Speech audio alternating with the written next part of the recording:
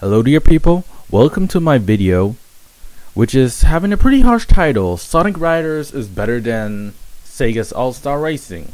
Transformed.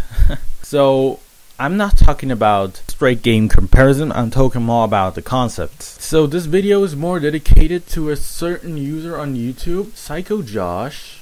And he actually thinks that Sonic and Sega All-Stars Racing is a way better game than Sonic Riders.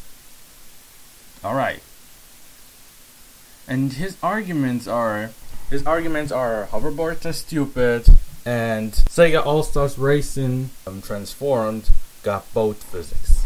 First of all, Sonic Riders has an overall art style. It's pretty interesting, it's very futuristic. Well, I don't see Sonic and Sega All-Stars Racing having that. I don't really see anything that's really outstanding. There's no overall experience visually. Well, first of all, Sonic Riders has a story. I don't say this is necessarily good, it's also not bad.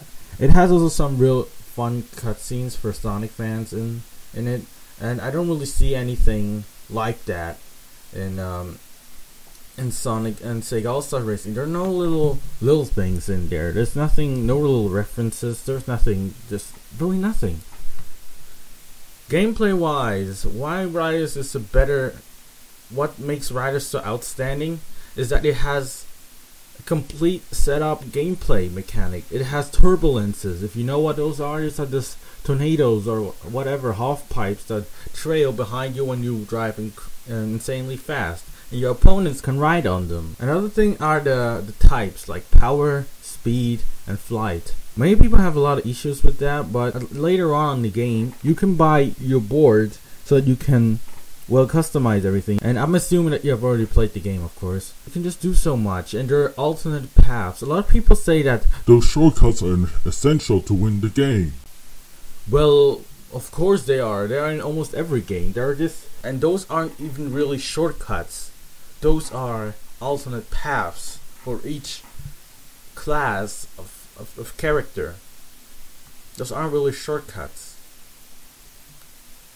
Alright, something very awesome, or something that's really, how should I say, diverse in general, is the air tank system. Some people hate it, some people love it. And I'm more of the people that think that's pretty creative. You have to take care of your air, so you can't just boost it all out, or else you will have to walk.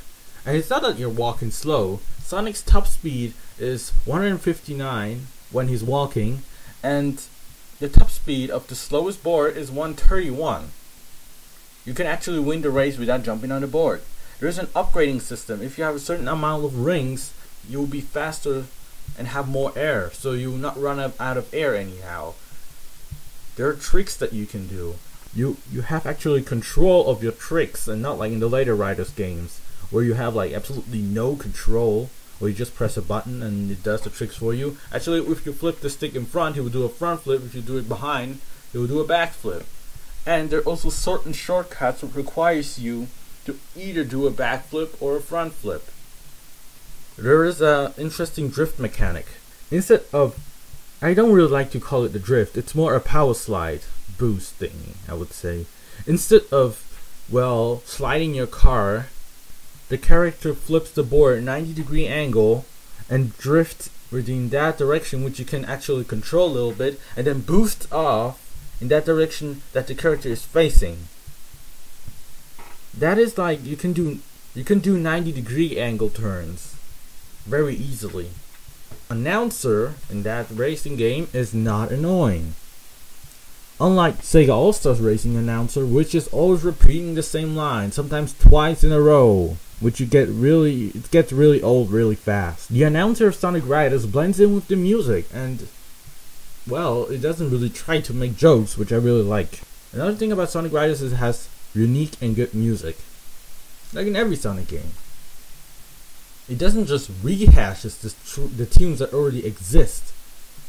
It actually create new ones. Even if you want to do cameos of other games, then it creates entire new tracks that cameos those games. And about the concept, Sonic not being able to use his number one ability. Alright guys, that's the point if you want to make racing games with Sonic. A lot of people would just say, why isn't Sonic running on his feet? Sonic would just win every race instantly just because of his #1 ability. And they just wanted to not use the cars because they tried that before with Sonic Drift. What happened? Fail. I don't think Sonic should be in a car. Sonic is very hyperactive, so he need to have some more action going on instead of sitting in a car. I don't say that driving car is easier or something. Sonic should have more movement. So I think hoverboards was the right choice for Sonic. Sonic in Sega Allstars Racing isn't a game that hasn't been done before. Or let's say the concept of the game has been done before by Mario Kart, by a lot of other kart racing games. It has been done before, and I'm not saying it's a Mario Kart rip-off, but the idea is a rip-off of just trying to blend all of the characters together and create a racing game. Yes, that was the idea of Mario Kart. But I would say that the art style and the whole gameplay wise, it's more like Mod Nation Racers. I even prefer that one more. I am sure that Mod Nation Racers would have got more fame than Mario Kart, or at least more fame than now, and hell a lot more fame than this Sega and Sonic All-Stars Racing.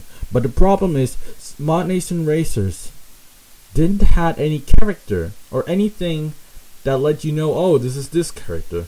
Mod Nation Racers was just bland, you know. It didn't have a character that stood out, and that was really what brought it down. But Sonic and Sega All-Stars Racing has Sonic. That's why it's also called Sonic and Sega All-Stars Racing. Just so that Sonic is in the title. So all they had to do is to, well, recreate Mod Nation Racers, which is an overall good car racing game with good ratings, and, well, apply Sonic to it. Just apply the Sonic factor. From my view even, I just didn't like Sonic. I couldn't stand seeing Sonic and Sega All-Stars Racing because it had no facial animations and the overall animation weren't good. I didn't like these over-the-top hitting animations, and I didn't also like the physics when you flew up the map. It was like you're driving an aeroplane and not a car. You just felt wrong somehow. I don't say it's, yeah, it felt wrong, definitely. I'm sure that if Sonic Riders would have got true sequels, not this Zero Gravity and Free Riders thing, if it would have a true sequel, like a Sonic Riders 2, and not a story-based Sonic Riders, or a Sonic Riders with the gimmick, which was the Kinect for Free Riders, then Sonic Riders would be so much better than Sega All-Stars Racing. Alright, so you can comment below and say your thoughts. Oh, and P.S. And for all those who think that Sonic and Sega All-Stars Racing is a ripoff of Mario Kart 7, well, Amy's car in Sonic R transformed as well, and that was on the Saturn.